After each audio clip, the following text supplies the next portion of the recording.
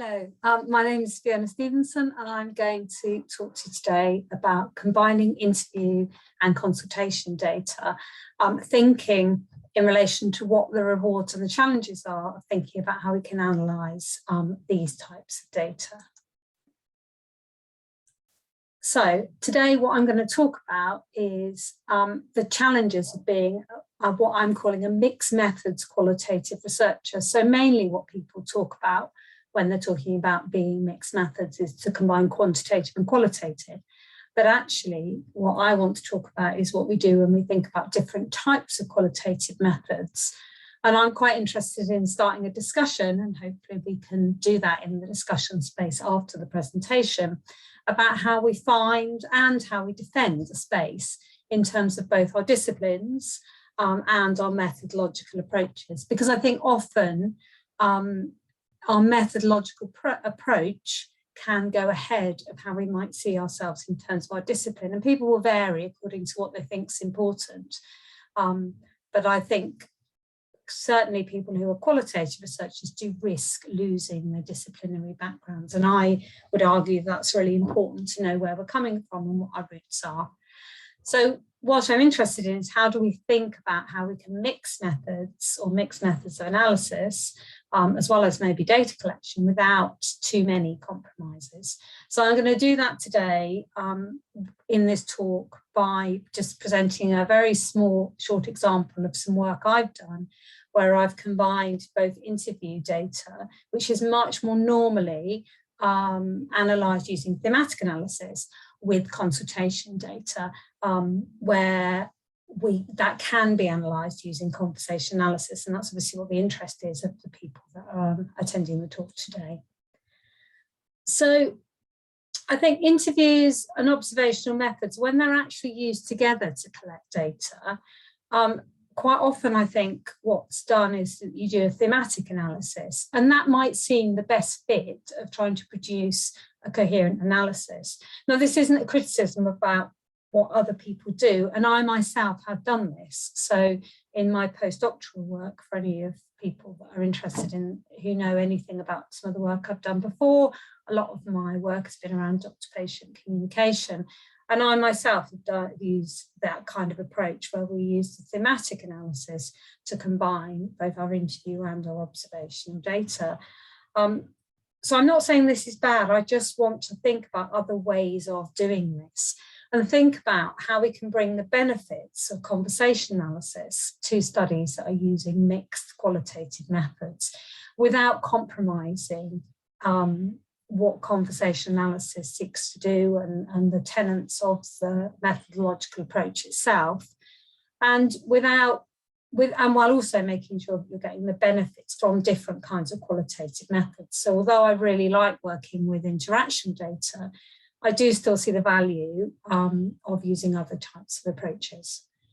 And I quite like to explore what it means to combine different approaches to analysis and how we actually manage to do this in practice. So it'd be really nice to have some kind of discussion about this, about the constraints on what we do, as well as how we do it practically, but how we do it within the context within which we all work. So the project I'm going to use as my example today is a project that I led called the Harry study, the Harnessing Resources from the Internet. And just very briefly, the project was based on the idea that increasingly we live in a very connected world. So if you go back to 2019, a couple of years ago, 93% of UK households had internet access. It may well be higher now, particularly given the pandemic. And what we could see is from 2018 to 2019, there was this increase of 19% between the adults that were saying they'd used health-related information in relation to their health. So to look on the internet for health-related information. So that was taking figures from the UK. Successive governments in the UK have placed increasing emphasis on self-care. Really, the move, lots of focus on people looking after themselves, looking after their own care and self-management. And particularly the current government, particularly when Matt Hancock was Secretary of State for Health, he was very keen on a digital first kind of approach in terms of the internet, making the internet really a very key resource in terms of how people manage their health, both in terms of information, but increasingly in terms of how health is delivered. But if you look at this, despite this policy rhetoric around how people should look after their health, what we can see when we look at consultations or interactional data is this delicacy of actually bringing up the internet in consultations. So if people are supposed to be using the internet to inform themselves, what does that then say about the fact that it looks like interview studies in particular will tell you that, and some survey data will tell you that people really struggle to actually mention the internet themselves, having used that as a source of information. So if people find the internet as an issue to raise with their doctors, then what does that mean? How does that relate to this policy? So this has a very applied focus as well. So the study, that main study, was interested in the accounts that people provide for searching on the internet prior to their consultations, and thinking about whether, and if so, how prior use of the internet is invoked in consultation. So if people do people look at the internet? Do they tell us they've looked at the internet prior to going to the doctors? And do they then raise that in the consultation? But particularly not just if they do it, but how they do it. So in many ways, what we're looking to do is combine that strength of different data and analysis. So asking people what they did and then looking to see what they did to address this question about, is that actually a feasible approach to ask to get people to have a digital first approach, that they look digitally before they do anything else? And to what extent is what people have done prior to coming to the consultation then being shared with their doctor? Or is there just a lot of rehashing of what people have already done? So how can we understand whether this is actually translating into what people are doing in practice? So the focus of what I want to think about here is not really necessarily just on this study, but what I was interested in is how the accounts of use of the internet and actions within those consultations and the relationship between them. So how do we think about how people account for what they've done, and how do we think about what actually happens? And methodologically, can a thematic analysis of interview data and a conversation analysis of consultation data be combined to make an empirical and methodological contribution? And why I say a thematic analysis of interview data, which is because this is generally how we approach these kind of data, even if we're doing something like a framework analysis. The idea of looking for these kind of themes or ways of grouping data is a similar kind of thing throughout. So the data that I used had 28 interviews with patients, and they were all conducted after video recording consultations. The internet in these data was invoked by patients in 8 of the 28 consultations. So all of the patients talked about using the internet prior to going to the doctor because that's how they were selected. I won't go into that. If people want to know how the study worked, I can give you more details in the discussion section. But of those 28, they all mentioned the internet in their interviews, but of then only 8 of those, in only 8 of those cases was the discussion in the consultation raised by the patient of the internet. So we can see that people are not always bringing the internet up or their use of the internet up. So you can argue, well, maybe they didn't need to, maybe they already knew the information, but that does indicate potentially that there might be an issue in terms of it. If it was that easy to say, then people may just slip it in if it wasn't an issue. So what I was interested in doing in this paper was this work was focusing on the match cases, comparing and contrasting the data from the interviews and the consultations. And what I was looking to do is think about how best to do that to make an approach that made sense. So you don't want to, I didn't want two separate analysis. I wanted something that would fit both types of data. So in terms of what I ended up doing was I did what I'm calling a conversation analytic approach to systematically inspect both the interview and the consultation data. So rather than what I'd done previously, doing a very thematic approach, instead I lent much more on the conversation analysis approach. So as you'll know, the conversation analysis focuses on the interaction order. So thinking about how interaction is organized, how people move forward with their interaction, what the interaction is doing, what their talk is doing. Whereas a thematic analysis, which is usually done in terms of interview data or interview data in itself, is usually content-based. So as I say, thematically treated.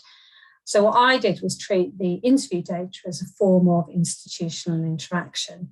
So in that way, I was thinking about how you pay attention to the social organisation of interaction to help us understand things like how people were constructing identity, responsibility, agency, and how they were being interactionally accomplished. So just to say, this wasn't a discourse analysis with these ideas. It was very much around what was happening in the consultation and what was happening in the interviews, and how could you look at that to show that these things were being built, as opposed to going in and saying, I'm looking at identity, responsibility, I'm looking at discourses. So it's very much based on conversation analysis and, what we talk about in terms of unmotivated looking. So just to give you a very quick overview of what I found by doing this. So in the interviews, we could see how patients presented their use of the internet as associated with appropriate self-management and help seeking. So what they were doing in those interviews is very much presenting themselves as an appropriate user of health services. While in consultations, it was slightly different when people brought up the internet. And what I could see is people were, what I'm describing as skillfully translating what they'd found on the internet in order to provide the grounds for the actions that they sought. I can say more about that and say more about the papers that I've written on those. So what I'm going to do here is just show you a single illustrative example. And I'm going to show you what a patient said in an interview about their use of the internet prior to the consultation, and then show you what happened in the consultation.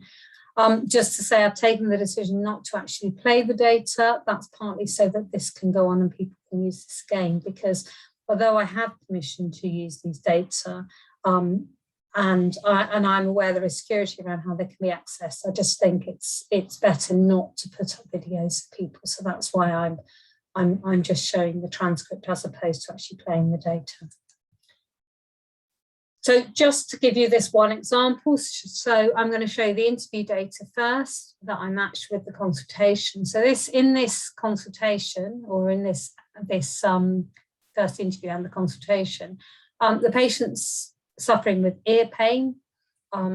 So what she does is outline a series of self-help measures, and she does this in the interview and the consultation, that she's tried, and these are informed by the internet. And she's done this to try and relieve her ear pain, so showing what she's done prior to consulting.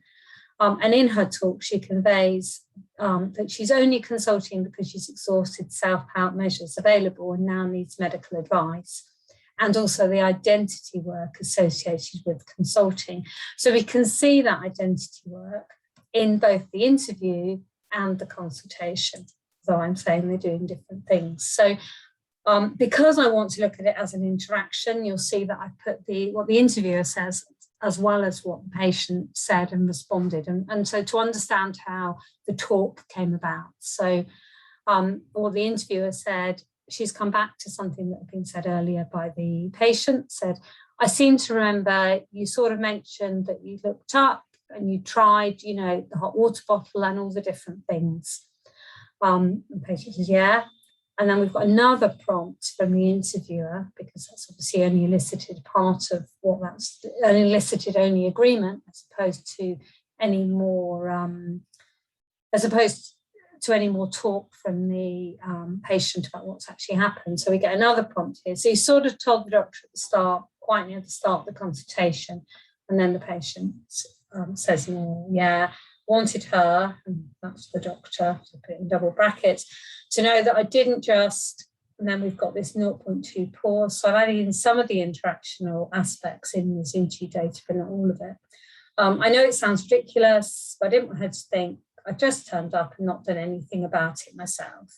So she gets a yeah from the interviewer, just wanted her to fix it. Tried to fix it myself and it didn't work. So in terms of what I'm interested in here, in terms of the internet and what she's saying, but also how she's describing this, is this part here that I've put into red. And so we get this, she wanted her to know that she didn't just, with that pause, that 0.2 second pause, and then the restart into, I know it sounds ridiculous, or the insert, sorry, and I know it sounds ridiculous. And then we get the, but I didn't want her to think I just turned up and not done anything about it myself. And then we get the wanted to fix it. She tried to fix it, it didn't work. So she starts by saying she wanted the doctor to know that she didn't just, and then cuts off with this pause, restarting with the I know it sounds ridiculous. That insert, and I know it sounds ridiculous, projects this identity as someone who does not consult prematurely, and together with the repeat I didn't, works to establish the claim for the appropriateness of consulting in this, so the doctorability of it. So what I'm interested here, by using this conversation analytic approach, what you can see is that even to the interviewer, this idea that you have to say why you're consulting, this idea that you're performing what you need to do is happening with the interviewer, not just with the doctor, which I think is interesting in itself in terms of how it follows through. And the way in which she's, this insert with her projecting herself as who she is, and the fact that she's redoing, I know this does sound a bit strange, but I know it sounds ridiculous, but so in many ways, what she's doing here is signaling the complexity of decisions to consult doctors, It's not just straightforward, this is what I did. And using the internet to support her construction of herself as a morally accountable identity, someone who consults appropriately, having done all that she should do. So in the same way as it fits into this kind of policy approach, that what you should be doing is finding out all you can before you go to the doctor. I think it's not just around that. I think it fits into wider ideas, the work that John Heritage has done around doctorability, and Jeff Robinson, that you need to say why you're coming to the doctor and make sure that it's appropriate. But it is in the interview as well as a consultation. So in the consultation, the patient does seek once again to establish the doctorability of her visit, and she does this in the problem presentation phase of the consultation. Here you'll see that she characterises her problem as extreme. So we hear about a searing pain. And there's a repeated reference to the duration, 4 days. And the internet is informing a succession of home remedies, so very much back as it happened in the interview. And she very much is demonstrating the work she's already done to try and solve this problem. But at the same time, I'm arguing, you can see how she's also using this to leverage and build a case for medical treatment. So what happens in the consultation, we can see here, again, I've highlighted some of the parts. So we've got this poor searing pain in my ear. And we get this kind of oh dearing overlap with the in-breath from the patient. And then she carries on with it's day 4 now. She's looked it up. She's tried to do the hot water bottle. And we get the list of what she's done: hot water bottle, ibuprofen, paracetamol. And then we get this this kind of insert in speech. I've decided they don't work anymore. And then to herself, what else did I do? So this is almost speaking to herself. and very quiet. So we've got the sped up, decide they don't work anymore. What else did I do? And then she talks about mental in the bowl. Doctor's still just affirming this. And then we've got the hot steam, and then the repeated reference to rule 3, worse, worse, and worse. And then the doctor, did you have anything before? Get the never, but we get also it's so painful. So then again, back to this idea of an extreme case, a bit like the searing pain. It's been 4 days. We hear about the frustration. The doctor says it's awful, and we get the repeat, which we know emphasizes this. So this is like an agreement here. Or this is an agreement here. Then doctor actually asks what she thinks it might be, having reference that she's looked it up. And this is interesting. I assume it's an ear infection of some sort. And then we get an upgrade on this. She's had bright fluorescent yellow liquid coming out of her ears. And then we get SOHA. So the patient presents an extreme case formulation, her searing pain, repeated all these measures, reports on measures she's done. We've got a repeated time reference.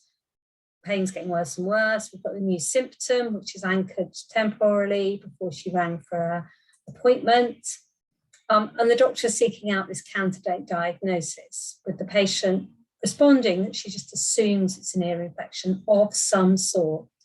So by leaving this closer specification of the type of ear infections the doctor, she attends the limits of her epistemic rights to knowledge about diagnosis and places his decision about treatment firmly back within the doctor's province. So it's very carefully and very, very nicely done with all these things to say, you're going to have to do something for me, but actually, I'm not telling you your job.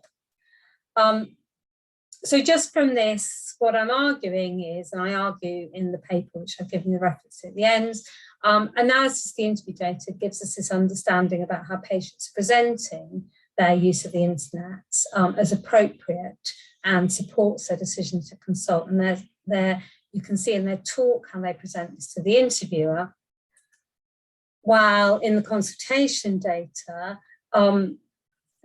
we can see that although there are obvious fundamental asymmetries at play in terms of what's known, the patients skillfully use mention or information from the internet, and they invite specific course of action from the doctors. So I've only shown you one example, but that was my overall conclusions of this. And they do this without disrupting the flow and the sequential organisation of consultation.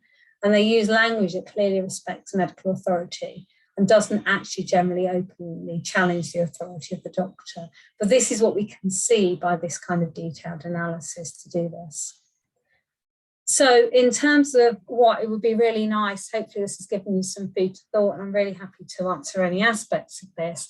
But what I really hope I've done in this is by showing you this example, this very small example from my data, I can see how we can combine interview data with consultation data and provide answers that relate both to and provide ways of doing analysis that relate to the way in which, that respect the way in which the data are collected, what we're trying to achieve by collecting data in that way, but also get an understanding by actually combining these data in an analysis that goes across both types of data and is suited to both types of data. So we could have done it thematically, but I argue by doing it in this way and actually using conversation analysis, we're actually able to have a greater understanding while still being aware of the constraints of any kinds of data collection, because there's always advantages and disadvantages collecting that data.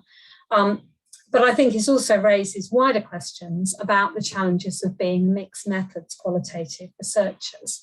And I think it would be really nice to think, if people are interested, to have this discussion about how we both find and defend our space in terms of both discipline and methodological approaches, and how we can create detailed analysis, which does speak to our interests, both in terms of discipline and methods, and moves away from something which, particularly for qualitative work, can be seen to just provide a very surface analysis.